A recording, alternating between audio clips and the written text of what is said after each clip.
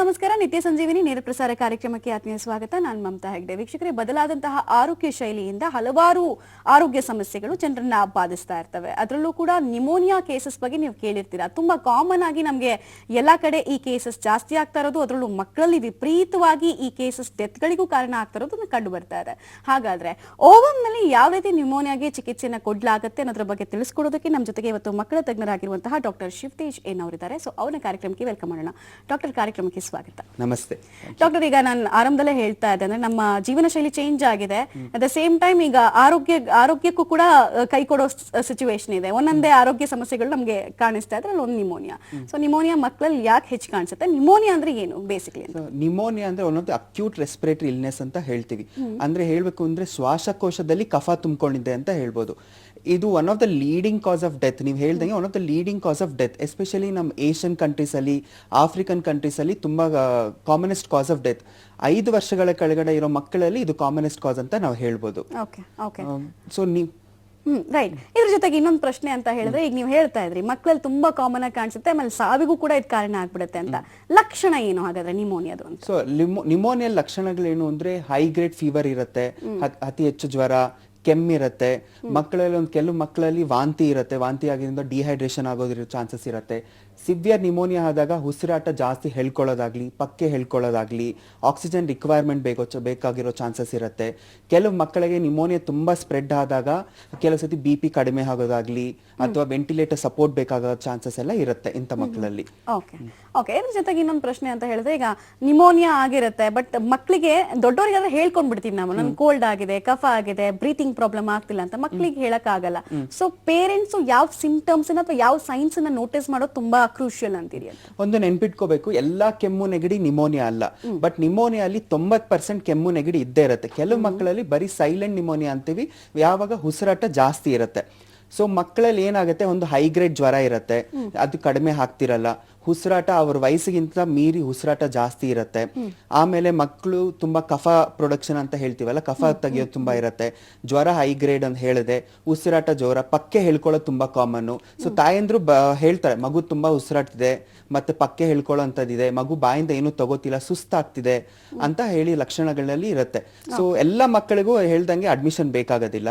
ಕೆಲವು ಮಕ್ಕಳಿಗೆ ಯಾವಾಗ ಈ ತರ ಏನಂತಾರೆ ಹೇಳಿ ಬಾಯಿಂದ ಏನು ತಗೋತಿಲ್ಲ, ಡಿಹೈಡ್ರೇಷನ್ ಆಗ್ತಿದ್ದಾರೆ, ಹೈ ಗ್ರೇಡ್ ಫೀವರ್ ಕಡಿಮೆ ಆಗ್ತಾ ಇಲ್ಲ, ತುಂಬಾ ಸುಸ್ತಾಗಿದೆ, ಆಕ್ಸಿಜನ್ ರಿಕ್ವೈರ್ಮೆಂಟ್ ಇದೆ ಅನ್ನೋರಿಗೆ ಯೂಶಲಿ ಹಾಸ್ಪಿಟಲ್ ಬೇಕಾಗಬಹುದು. ಓಕೆ. ಈಗ ನಾರ್ಮಲಿ ಒಂದ್ ಪ್ರಶ್ನೆ ಅಂದ್ರೆ, ಯಾವುದೇ ಕಾಯಿಲೆಗಳಿಗೂ ನಾವು ಹೆರಿಡಿಟರಿ ಇರ್ಬೋದಾ, ಹೆರಿಡಿಟರಿಯಿಂದ ಇದು ಬಂದಿದೆ ಅಂತ ಹೇಳ್ತೀವಿ. ಸೊ ನಿಮೋನಿಯಾಗೂ ಹೆರಿಡಿಟರಿಗೂ has it got something to do with? ನೋಡಿ, 99% ನಿಮೋನಿಯಾ ಕಾಯಿಲೆಗಳಿಗೆ ಹೆರಿಡಿಟರಿಗೆ ಸಂಬಂಧ ಇಲ್ಲ. ಬರೋದು ಇನ್ಫೆಕ್ಷನ್ ಕಾರಣದಿಂದ ಬರುತ್ತೆ. ಕೆಲವು ರೇರ್ ಕಾಸಸ್ ಇದೆ ಹೆರಿಡಿಟಿ ಕಾರಣದಿಂದ ಬರೋ ಚಾನ್ಸಸ್. ಅಂದ್ರೆ ಏನೋ ಒಂದು ಕೆಲವು ಸಿಂಡ್ರೋಮ್ಸ್ ಅಂತ ಹೇಳ್ತೀವಿ. ಅಂತ ಮಕ್ಕಳಿಗೆ ನಾರ್ಮಲ್ ಆಗಿ ಶ್ವಾಸಕೋಶ ಕೆಲಸ ಮಾಡ್ತಿರಲ್ಲ, ಅಂತ ಮಕ್ಕಳಿಗೆ ರಿಕರೆಂಟ್ ನಿಮೋನಿಯಾ ಅಂತೀವಿ. ಅಂದ್ರೆ ಮತ್ತೆ ಮತ್ತೆ ನಿಮೋನಿಯಾ ಬರ್ತಾ ಇರುತ್ತೆ, ರೆಗ್ಯುಲರ್ ಆಗಿ ಬರ್ತಿರುತ್ತೆ, ರೆಗ್ಯುಲರ್ ಆಗಿ ಆಂಟಿಬಯೋಟಿಕ್ಸ್ ಬೇಕಾಗ್ತಿರುತ್ತೆ, ಅಂತವ್ರಿಗೆ ರಿಕರೆಂಟ್ ನಿಮೋನಿಯಾ ಅಂತ. ಅಂತ ಟೈಮಲ್ಲಿ ನಾವು ಜೆನೆಟಿಕಲ್ ಏನಾದ್ರೂ ತೊಂದರೆ ಇದೆಯಾ ಅಂತ ನೋಡ್ಬೇಕಾಗತ್ತೆ. ಬಟ್ 99% ಮಕ್ಕಳಿಗೆ ನಿಮೋನಿಯಾ ಬರೋದು ಇನ್ಫೆಕ್ಷನ್ ಕಾಯಿಲೆ, ಯಾವಾಗ್ಲೂ ಜೆನೆಟಿಕ್ ತೊಂದರೆ ಅನ್ನೋದು ಅಂಡರ್ಲೈನ್ ಜೆನೆಟಿಕ್ ತೊಂದರೆ ಇರೋದಿಲ್ಲ. ಓಕೆ. ಈ ಡಯಾಗ್ನೈಸ್ ಹೇಗಾಗುತ್ತೆ ಈ ನಿಮೋನಿಯಾದಲ್ಲಿ? ಯಾವ ಟೆಸ್ಟ್ ಅನ್ನ ಯೂಶಲಿ ನೀವು ಪರ್ಫಾರ್ಮ್ ಮಾಡ್ತೀರಾ? ಓವಮ್ ಅಲ್ಲಿ ಏನೇನ್ ಟೆಸ್ಟ್ ಪರ್ಫಾರ್ಮ್ ಆಗುತ್ತೆ? ಒಂದು ಫಸ್ಟ್ ಆಫ್ ಆಲ್ ಮಗು ಬಂದಾಗ ಒಂದು ನಾವು ಸಿಂಪ್ಟಮ್ಸ್ ಪ್ರಕಾರ ಕೇಳ್ತೀವಿ. ಮಗು ತಾಯಿಯಿಂದ ಹೇಳ್ದಂಗೆ ಹೈ ಗ್ರೇಡ್ ಫೀವರ್, ಸುಸ್ತಾಗ್ತಿದೆ, ವಾಮಿಟಿಂಗ್ ಇದೆ, ಉಸಿರಾಟ ಜೋರಾಗಿದೆ ಅಂತ ಕ್ಲಿನಿಕಲ್ ಆಗಿ. ನೆಕ್ಸ್ಟ್ ಮಗುನ ಹಾಗೆ ಎಕ್ಸಾಮಿನೇಷನ್ ಮಾಡ್ತೀವಿ. ಎಕ್ಸಾಮಿನೇಷನ್ ಮಾಡಿದಾಗ ಕೆಲವು ಶಬ್ದಗಳು ಸ್ಟೆತ್ತಲ್ಲಿ ಕೇಳಿದಾಗ ಸ್ವಲ್ಪ ಶ್ವಾಸಕೋಶದಲ್ಲಿ ಕೆಲವು ಶಬ್ದಗಳು ಕೇಳುತ್ತೆ. ಸೊ ಅದ್ರ ಮುಖಾಂತರ ಕೆಲವು ಸೈನ್ಸ್ ಇರುತ್ತೆ. ಸೊ ಅದ್ರ ಮುಖಾಂತರ ನಿಮೋನಿಯಾ ಇದೆ ಅಂತ ಹೇಳ್ತೀವಿ. ನೆಕ್ಸ್ಟ್ ಬಂದಾಗ ಇನ್ವೆಸ್ಟಿಗೇಷನ್ಸ್ ಅಂತ ಹೇಳ್ತೀವಿ. ಇನ್ವೆಸ್ಟಿಗೇಷನ್ಸ್ ಅಲ್ಲಿ ಏನೇನ್ ಬರುತ್ತೆ, ಒಂದು ಬ್ಲಡ್ ಟೆಸ್ಟ್ ಮಾಡ್ತೀವಿ. ಬ್ಲಡ್ ಟೆಸ್ಟ್ ಅಲ್ಲಿ ಕೆಲವು ಇದು CBC, CRP ಅಂತ ಹೇಳ್ತೀವಿ, ಎಷ್ಟು ಮಟ್ಟಿಗೆ ಇನ್ಫೆಕ್ಷನ್ ಇದೆ ಅಂತ ನೋಡ್ಲಿಕ್ಕೆ. ನೆಕ್ಸ್ಟ್ ಏನ್ ಮಾಡ್ತೀವಿ, ಎಕ್ಸ್ರೇ, ಎಷ್ಟು ಮಟ್ಟಿಗೆ ಲಂಗ್ಸ್ ಇನ್ವಾಲ್ವ್ಮೆಂಟ್ ಆಗಿದೆ ಅಂತ ನೋಡೋದಿಕ್ಕೆ. ಈಗ ನೀವು ಕೇಳ್ಪಟ್ಟಿದ್ದೀರಾ, ಕೋವಿಡ್ ಅಲ್ಲಿ ಒಂದು ಸ್ವಾಪ್ ಟೆಸ್ಟ್ ಮಾಡ್ತೀವಿ, ಹೇಗೆ RT-PCR ಮಾಡ್ತೀವಿ ಅಂತ. ಅದೇ ತರ ನಿಮೋನಿಯಾ ಅಲ್ಲಿ ಕೂಡ ಇವಾಗ ಕೆಲವು RT-PCR ಸ್ವಾಪ್ ಟೆಸ್ಟ್ ಇದೆ. ಈ ಕಾಮನ್ ಬ್ಯಾಕ್ಟೀರಿಯಾ ವೈರಸಸ್ ಏನಿದೆಯೋ ಅದನ್ನ ಕಳಿಸ್ಕೊಡ್ತೀವಿ, PCR ಮಾಡ್ತೀವಿ. Usually within a day, within even 6 to 12 hours ಅಲ್ಲಿ ನಮ್ಗೆ ಆ ರಿಪೋರ್ಟ್ಸ್ ಕೂಡ ಅವೈಲೇಬಲ್ ಇರುತ್ತೆ. ಯಾವ ಬ್ಯಾಕ್ಟೀರಿಯಾ ಐಡೆಂಟಿಫೈ ಆಗಿದೆ ಅಂತ ಕಂಡುಹಿಡಿಬಹುದು ಈಸಿಯಾಗಿ. ಓಕೆ, ಈಗ ಪೊಲ್ಯೂಷನ್ಗೂ ನ್ಯೂಮೋನಿಯಾ ಕೇಸಸ್ ರೈಸ್ ಆಗ್ತಿರೋದಕ್ಕೂ ಅದ್ರಲ್ಲೂ ಸಿಟಿಯಲ್ಲಿ ಟೈರ್ 1 ಸಿಟೀಸ್ ಅಂತ ನಾವೇನ್ ಕರಿತೀವಿ ಅಲ್ಲಿ ವಿಪರೀತವಾಗಿ ನಾವು ನಿಮೋನಿಯಾ ಕೇಸಸ್ ಅನ್ನು ನೋಡ್ತೀವಿ. ಕೋವಿಡ್ ಕೇಸ್ ಸ್ಟಡಿ ಮಾಡ್ಬೇಕಾದ್ರೆ ಕೂಡ ನಾವು ನಿಮೋನಿಯಾದ ಟ್ರ್ಯಾಕ್ ಇಟ್ಟಾಗ ಹಾಗೆ ಕಾಣಿಸ್ತಿತ್ತು ನಮಗೆ. ಸೊ ಪೊಲ್ಯೂಷನ್ಗೂ ನಿಮೋನಿಯಾಗೂ ಸಂಬಂಧ ಲಿಂಕ್ ಇದೆ ಅಂತ ಅನ್ಸುತ್ತಾ?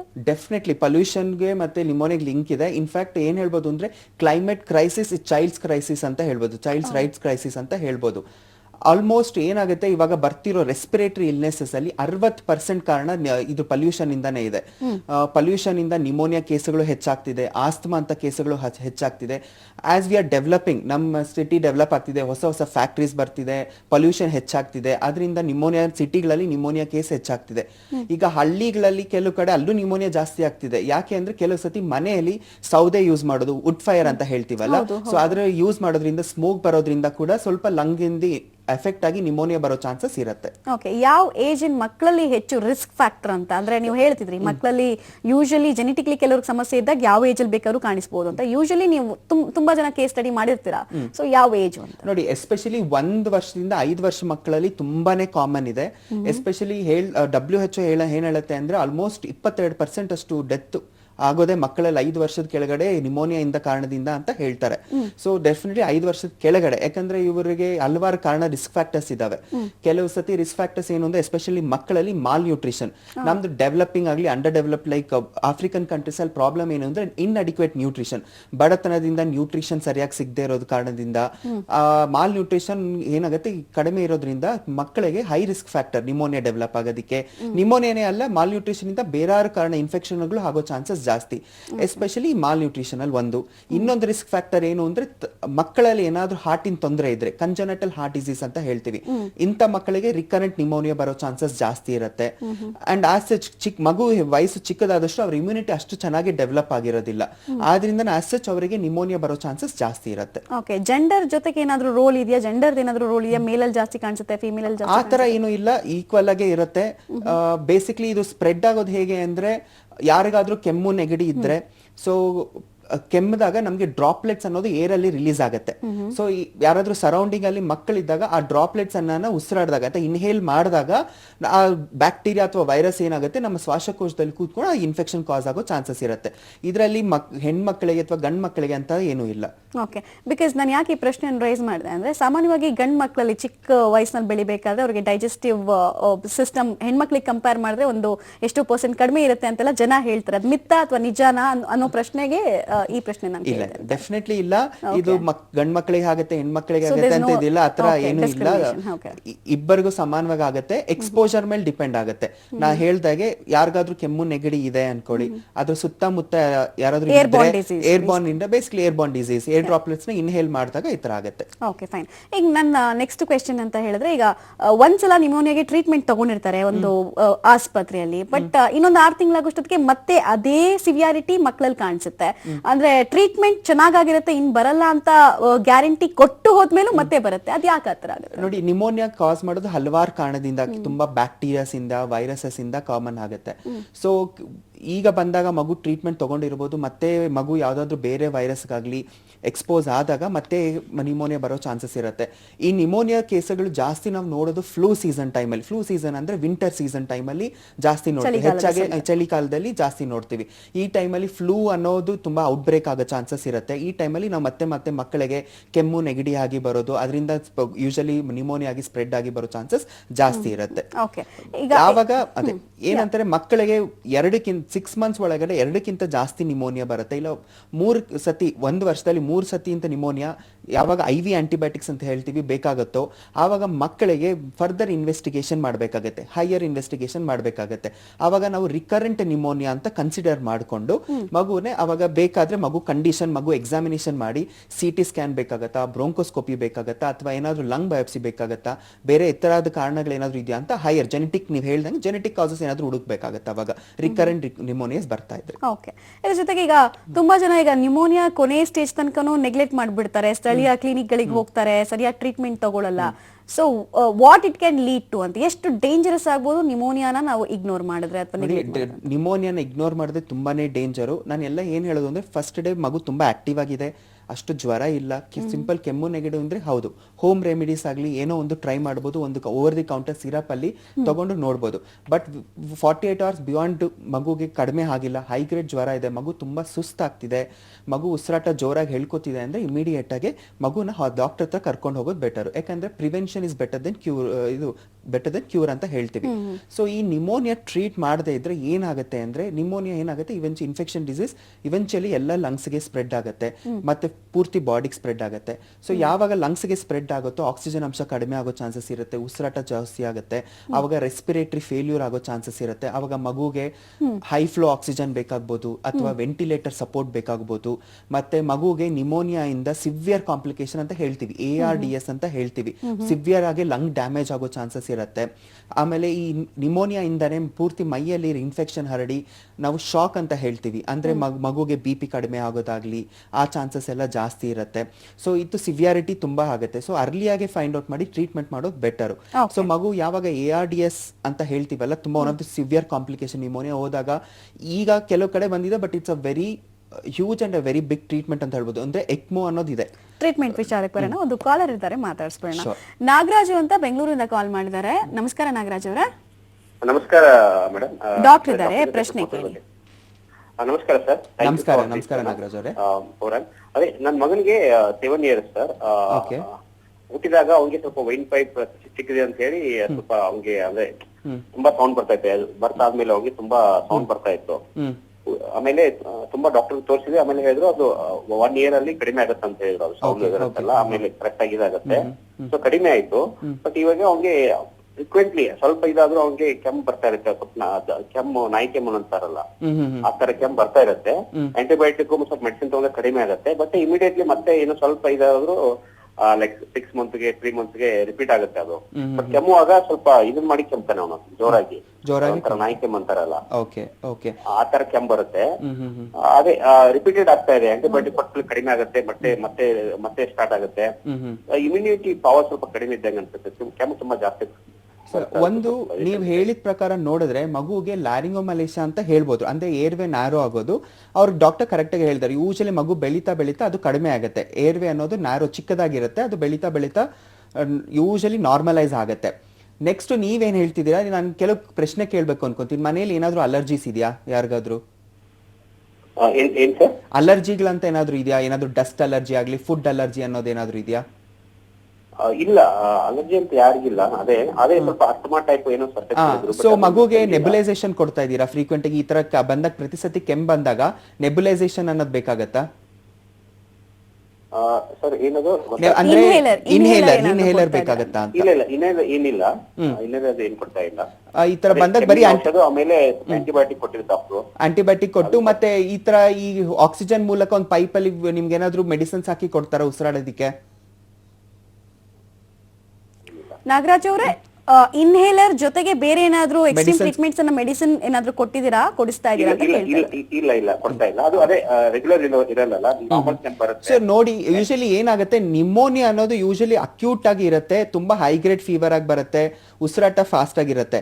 ನೀವು ಹೇಳ್ತಿರೋ ಪ್ರಕಾರ ನೋಡಿದ್ರೆ ಮಗುಗೆ ಯೂಶಲಿ ಈ ತರ ರಿಕರೆಂಟ್ ಕಾಫು ಕೆಮ್ಮು ಬರ್ತಿದೆ ಅಂದ್ರೆ, ಅದಾದ್ಮೇಲೆ ಸ್ವಲ್ಪ ಆಸ್ತಮಾ ತರ ಲಕ್ಷಣಗಳು ಕಾಣಿಸ್ಕೊತಿದೆ ಅಂದ್ರೆ ಯೂಶಲಿ ಇಟ್ಸ್ ರಿಕರೆಂಟ್ ಆಸ್ತಮಾ ಅಂತ ಹೇಳ್ಬೋದು. ಇಂಥ ಮಕ್ಕಳಿಗೆ ಏನಾಗುತ್ತೆ, ನಾನು ಹೇಳ್ದಂಗೆ ಮಗುಗೆ 6 months ಒಳಗೆ 2 ಸತಿ ಬಂದ್ರೆ ಅಥವಾ 1 ವರ್ಷದ ಒಳಗಡೆ 3 ಸತಿ ಬಂದ್ರೇನು ಮಕ್ಕಳಿಗೆ ಕೆಲವು ಸತಿ ನೋಡಿ ಎಕ್ಸಾಮಿನ್ ಮಾಡಿ ಕೆಲವು ಇನ್ಹೇಲರ್ಸ್ ಅನ್ನೋದು ಶುರು ಮಾಡ್ಬೇಕಾಗತ್ತೆ. ಏನ್ ಮಾಡ್ತೀವಿ, ಯೂಶಲಿ ಈ ರಿಕರೆಂಟ್ ಎಪಿಸೋಡ್ ಬಂದಾಗ ಇನ್ಹೇಲರ್ ಶುರು ಮಾಡಿ ಒಂದು 3 ತಿಂಗಳಷ್ಟು ಕಂಟಿನ್ಯೂ ಮಾಡ್ತೀವಿ. 3 ತಿಂಗಳು ಕಂಟಿನ್ಯೂ ಆಗಿ ಮಗು ಚೆನ್ನಾಗಿ ಕಂಟ್ರೋಲ್ ಮಾಡ್ತಿದೆ ಅಂದ್ರೆ ನೋಡ್ಕೊಂಡು ನಿಲ್ಲಿಸಬಹುದು. ಇಲ್ಲ ಮಗು ನಿಲ್ಲಿಸಾದ್ಮೇಲೆ ಮತ್ತೆ ಈ ತರ ಕಂಟಿನ್ಯೂ ಆಗ್ತಿದೆ ಅಂದ್ರೆ ಅದ್ರ ಮೇಲೆ ಮತ್ತೆ ಫರ್ದರ್ ಕಂಟಿನ್ಯೂ ಮಾಡಬೇಕಾಗುತ್ತೆ ಇನ್ಹೇಲರ್ಸ್. ಇದು ಆಸ್ತಮಾ ರಿಲೇಟೆಡ್ ಆದ್ರೆ. ಯೂಶಲಿ ಈ ತರ ನಿಮೋನಿಯಾ ಆದ್ರೆ ಆಂಟಿಬಯೋಟಿಕ್ಸ್ ಕೊಟ್ಟು ಚೆನ್ನಾಗಿ ರಿಕವರಿ ಹಾಕ್ತಾರೆ. ಅಂಡ್ ಮಕ್ಕಳಿಗೆ ಹೈ ಗ್ರೇಡ್ ಫೀವರು, ಉಸಿರಾಟ ಜೋರು ಅವೆಲ್ಲ ಇರುತ್ತೆ, ಲಕ್ಷಣಗಳಿರುತ್ತೆ ಆ ಟೈಮಲ್ಲಿ, ನಿಮೋನಿಯಾ ಬರೋ ಟೈಮಲ್ಲಿ. ರೈಟ್, ಧನ್ಯವಾದ ನಾಗರಾಜ್ ಅವರೇ ಕಾಲ್ ಮಾಡಿದ್ದಕ್ಕಾಗಿ. ಇನ್ನು ವೀಕ್ಷಕರೇ, ಮುಂದಿನ ಭಾಗದಲ್ಲಿ ಈ ನಿಮೋನಿಯಾಗೆ ಟ್ರೀಟ್ಮೆಂಟ್ ಯಾವ ರೀತಿ ಇರುತ್ತೆ, ಯಾವ ಸ್ಟೇಜಲ್ಲಿ ಯಾವ ರೀತಿ ಟ್ರೀಟ್ಮೆಂಟ್ ಅನ್ನ ಪಡ್ಕೊಳ್ಬಹುದು, ಆ ಬಗ್ಗೆ ಕೂಡ ಡೀಟೇಲ್ಸ್ ಪಡ್ಕೊಳ್ಳೋಣ. ಜೊತೆಗೆ ನಿಮೋನಿಯಾಗೆ ಸಂಬಂಧಪಟ್ಟಂತೆ ಯಾವುದೇ ಪ್ರಶ್ನೆಗಳಿದ್ರೂ ಕೂಡ ನಿಮಗೆ ಸ್ಕ್ರೀನ್ ಮೇಲೆ ಡಿಸ್ಪ್ಲೇ ಆಗ್ತಿರೋ ನಂಬರ್ಗೆ ಕಾಲ್ ಮಾಡೋದ್ರ ಮೂಲಕ ಹೆಚ್ಚಿನ ಮಾಹಿತಿ ಪಡ್ಕೊಳ್ಬಹುದು. ಈಗ ಒಂದು ಬ್ರೇಕ್. Welcome back. ನಿತ್ಯ ಸಂಜೀವಿನಿಯಲ್ಲಿ ನಿಮೋನಿಯಾ ಕೇಸಸ್ ವಿಚಾರವಾಗಿ ನಿಮೋನಿಯಾಗೆ ಟ್ರೀಟ್ಮೆಂಟ್ ಯಾವ ರೀತಿ ಪಡ್ಕೊಳ್ಬೇಕು ಹಾಗೂ ಮಕ್ಕಳಲ್ಲಿ ನಿಮೋನಿಯಾ ಯಾಕೆ ಕಂಡು ಬರುತ್ತೆ ಅನ್ನೋದ್ರ ಟಾಪಿಕ್ ಅನ್ನು ನಾವಿವತ್ತು ಡಿಸ್ಕಸ್ ಮಾಡ್ತಾ ಇದ್ದೀವಿ. ಈಗ ಒಬ್ರು ಕಾಲರ್ ಇದ್ದಾರೆ, ಮಾತಾಡ್ಸ್ಬಿಡೋಣ. ಬಂಗಾರಪೇಟೆಯಿಂದ ಲಕ್ಷ್ಮಣನ್ ಅವರು ಕಾಲ್ ಮಾಡಿದ್ದಾರೆ. ಲಕ್ಷ್ಮಣ್ ಅವರೇ ನಮಸ್ಕಾರ. ನಮಸ್ತೆ ಮೇಡಮ್. ಡಾಕ್ಟರ್ ಇದ್ದಾರೆ, ಪ್ರಶ್ನೆ ಕೇಳಿ. ಕೊಡಿ ಮೇಡಮ್. ಮಾತಾಡಿ. ನಮಸ್ಕಾರ, ಹೇಳಿ. ಸರ್, ನಮ್ಮ ಮಗುಗೆ 1.5 ತಿಂಗಳಿಗೆ ಕಿಡ್ನಿ ಆಪರೇಷನ್ ಆಗಿದೆ ಸರ್. ಓಕೆ. ಹಾ ಹಾ. ಇಲ್ಲಿ ನಮ್ಗೆ ಕೋಲಾರಲ್ಲಿ ಆಗಲ್ಲ ಅಂತ ಇಂದಿರಾ ಗಾಂಧಿ ಹಾಸ್ಪಿಟಲ್ ಬರ್ಕೊಟ್ರೆ ಅಲ್ಲಿ ಆಪರೇಷನ್ ಆಯ್ತು, ಎಲ್ಲ ಸಕ್ಸಸ್ ಆಗಿದೆ, ಆರಾಮಾಗಿದೆ ಮಗು. ಹಾ. ಓಕೆ. ಈ ಕೋಲ್ಡ್ ಆದಾಗ ಗೊರ ಅಂತಾನೆ ಸರ್. ಓಕೆ. ಅದರಿಂದ ನಾನು ತೊಂದರೆ ಇದೆಯಾ ಏನಂತ ಕೇಳೋಣ ಅಂತ ಫೋನ್ ಮಾಡಿದೆ ಸರ್. ಒಂದು ನೆನ್ಪಿಟ್ಕೋಬೇಕು, ಗೊರ ಅಂತ ಶಬ್ದ ಆಗೋದು ಎಸ್ಪೆಷಲಿ 1.5 ತಿಂಗಳ ಮಗುವಲ್ಲಿ ಯೂಶಲಿ ಏನಾಗುತ್ತೆ, ಮಗುದು ಮೂಗು ಅವೆಲ್ಲ ಸ್ವಲ್ಪ ಚಿಕ್ಕದಾಗಿರುತ್ತೆ, ಏರ್ವೇ ಎಲ್ಲ ಚಿಕ್ಕದಾಗಿರುತ್ತೆ. ಈವನ್ ಸಿಂಪಲ್ ಆಗಿ ನೆಗಡಿ ಆದಾಗ ಕೂಡ ಮೂಗ್ ಬ್ಲಾಕ್ ಆದಾಗ ಈ ತರ ಶಬ್ದ ಬರುತ್ತೆ. ನೀವ್ ಯಾವಾಗ ವರಿ ಮಾಡ್ಕೋಬೇಕು ಅಂದ್ರೆ, ಅಕಸ್ಮಾತ್ ಮಗುಗೆ ಜ್ವರ ಇದೆ, ಕೆಮ್ಮಿದೆ, ಪಕ್ಕೆ ಎಳಿತಾ ಇದೆ, ಉಸಿರಾಟ ಫಾಸ್ಟ್ ಆಗಿದೆ ಅಂದಾಗ ಮಾತ್ರ ವರಿ ಮಾಡ್ಕೋಬೇಕು. ಬಟ್ ಹೇಳ್ದಾಗೆ ಗೊರ ಅಂತ ಶಬ್ದ ಯೂಶಲಿ ಮಗು ಆಕ್ಟಿವ್ ಆಗಿದೆ, ಚೆನ್ನಾಗಿ ಫೀಡ್ ಮಾಡ್ತಿದೆ, ಏನು ತೊಂದರೆ ಇಲ್ಲ, ಜಸ್ಟ್ ಗೊರ ಶಬ್ದ ಬರ್ತಿದೆ ಅಂದ್ರೆ ಯೂಶಲಿ ಕೋಲ್ಡ್ ಇಂದ ಇರುತ್ತೆ, ಅಂದ್ರೆ ನೆಗಡಿಯಿಂದ ಇರುತ್ತೆ, ಅದು ಮೂಗ್ ಬ್ಲಾಕ್ ಇಂದ ಆಗಿರುತ್ತೆ. ವರಿ ಮಾಡ್ಕೊಳ್ಳೋ ಅಂತದ್ದು ಏನೂ ಇಲ್ಲ. ರೈಟ್, ಧನ್ಯವಾದ ಕಾಲ್ ಮಾಡಿದ್ದಕ್ಕಾಗಿ. ಈಗ ಚೇತನ್ ಅಂತ ಬೆಂಗಳೂರಿಂದ ಕಾಲ್ ಮಾಡಿದ್ರೆ. ಚೇತನ್ ಅವರೇ ನಮಸ್ಕಾರ. ಹಲೋ, ಚೇತನ್ ಅವರೇ ಧ್ವನಿ ಕೇಳ್ತಾ ಇದೆಯಾ? ಕೇಳಿಸ್ತಿದೆ ಮೇಡಮ್. ಡಾಕ್ಟರ್ ಇದ್ದಾರೆ, ಪ್ರಶ್ನೆ ಕೇಳಿ. ಡಾಕ್ಟರ್ ನಮಸ್ತೆ. ಡಾಕ್ಟರ್ ನಮಸ್ತೆ, ಹೇಳಿ. Actually 3 months baby. Okay. So ಅವಾಗ ಕೆಮ್ಮು ಬರ್ತಿರುತ್ತೆ ಡಾಕ್ಟರ್. ಓಕೆ. ಸೊ ಹೇಳಿ. ಈಗ ಚೇತನ್ 3 ಅವರೇ months ಪ್ರಶ್ನೆಯನ್ನು ಕೇಳಿ. ಈಗ ಯಾವಾಗ ಅದಕ್ಕೋಸ್ಕರ ಅದೇ ಟ್ರೀಟ್ಮೆಂಟ್ ನಿಮೋನಿಯಾನ ಏನು ಅಂತ ಡಿಟೆಕ್ಟ್ ಮಾಡ್ಬೇಕು. ಏನ್ ನೋಡಿ, ಮತ್ತೆ ನೆನ್ಪಿಟ್ಕೋಬೇಕು, ಮಗುಗೆ ಏನಾದ್ರೂ ಜ್ವರ ಇದೆಯಾ? ಹಲೋ ಚೇತನ್ ಅವರೇ, ಹಲೋ. ಓಕೆ, ಟಿವಿ ನೋಡ್ಕೊಂಡು ಮಾತಾಡ್ತಿದ್ದಾರೆ, ಕಾಲ್ ಕಟ್ ಆಗುತ್ತೆ. ಸೊ ನೀವು ಹೇಳಿ ಡಾಕ್ಟರ್, ಇದಕ್ಕೆ ಏನ್ ಸೊಲ್ಯೂಷನ್? ನೋಡಿ, ಮಗುವಲ್ಲಿ ಜಸ್ಟ್ 3 ತಿಂಗಳಿಂದ ಅವಾಗ ಕೆಮ್ಮು ಬರ್ತಿದೆ ಅಂದ್ರೆ, ಇವಾಗ ಬೇರೆ ಫ್ಲೂ ಸೀಸನ್, ವಿಂಟರ್ ಸೀಸನ್ ಅಂತ ನಡೀತಿದೆ. ಒಂದಷ್ಟು ಏನಾದ್ರೂ ಸಿಂಪಲ್ ವೈರಲ್ ಇನ್ಫೆಕ್ಷನ್ ಆಗಿರಬಹುದು, ಅದ್ರ ಕಾರಣದಿಂದ ಒಂದ್ ಸ್ವಲ್ಪ ಕೆಮ್ಮಿರಬಹುದು.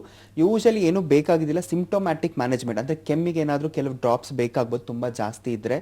ಅದರ್ವೈಸ್ ಏನು ವರಿ ಮಾಡ್ಕೊಳ್ಳೋಂಥದ್ದಿಲ್ಲ. ನಾನು ಮತ್ತೆ ಆಗ್ಲೇನು ಹೇಳ್ದಂಗೆ, ಪಕ್ಕೆ ಎಳಿತ, ತುಂಬಾ ಹೈಗ್ರೇಡ್ ಫೀವರ್, ಮಗು ಎಸ್ಪೆಷಲಿ 3 ತಿಂಗಳ ಮಕ್ಕಳಲ್ಲಿ ಬ್ರೆಸ್ಟ್ ಫೀಡಿಂಗ್ ಮಾಡ್ತಿರ್ತಾರೆ.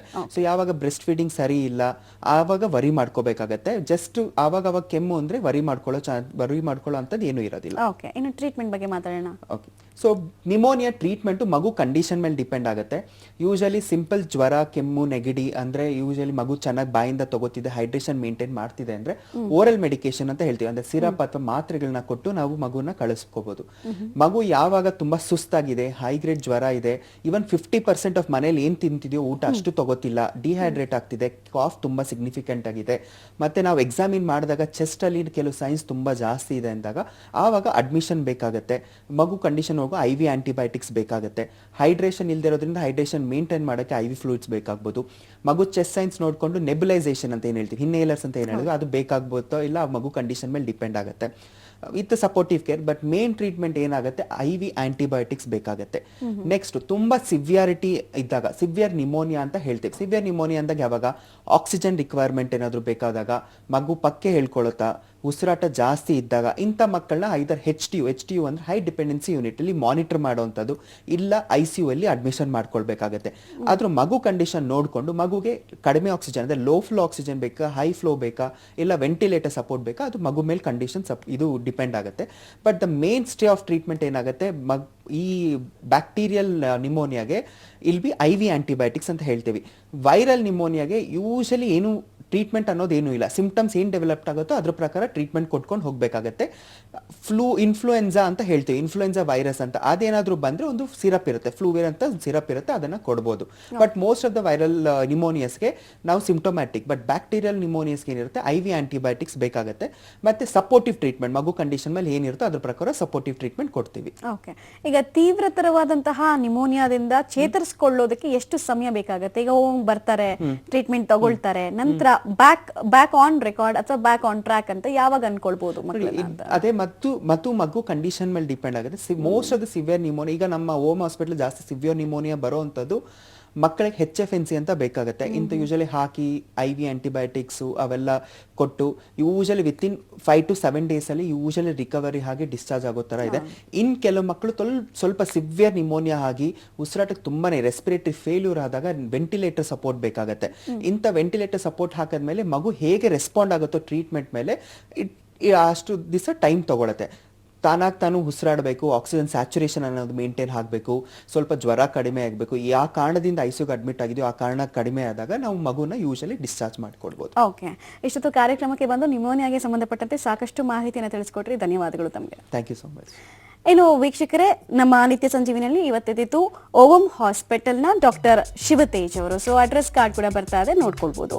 ಓವಂ ಹಾಸ್ಪಿಟಲ್ 916 5ನೇ ಕ್ರಾಸ್ 1ನೇ ಹಂತ, HRPR ಲೇಔಟ್, ಜೊತೆಗೆ ಕಲ್ಯಾಣ ನಗರ, ಬೆಂಗಳೂರು 560043. ವಿಸಿಟ್ ಮಾಡಬಹುದು. ನಿಮೋನಿಯಾಗೆ ಸಂಬಂಧಪಟ್ಟಂತೆ ಯಾವುದೇ ಡೌಟ್ಸ್ ಇದ್ರೂ ಕೂಡ ಇಲ್ಲಿಗೆ ಹೋದ್ರೆ ಕ್ಲಾರಿಫೈ ಆಗುತ್ತೆ. ಹಾಗೆ ಸಂಪರ್ಕ ಮಾಡಬೇಕಾಗಿರುವಂತಹ ನಂಬರ್ ಕೂಡ ಈಗ ಡಿಸ್ಪ್ಲೇ ಆಗ್ತಾ ಇದೆ, 7795549696. ಜೊತೆಗೆ ವೆಬ್ಸೈಟ್ ಕೂಡ ನೀವು ನೋಟ್ ಮಾಡ್ಕೊಳ್ಬಹುದು, www.ovamhospitals.com. ಇಲ್ಲೂ ಕೂಡ ಲಾಗಿನ್ ಆದರೆ ನಿಮಗೆ ಬೇಕಾಗಿರುವಂತಹ ಮಾಹಿತಿ ಲಭ್ಯ ಆಗುತ್ತೆ. ಇದಾಗಿತ್ತು ಈ ಹೊತ್ತಿನ ವಿಶೇಷ. ನೆನಪಲ್ಲಿ ನ್ಯೂಸ್ ಅಂದರೆ ಪಬ್ಲಿಕ್ ಟಿವಿ.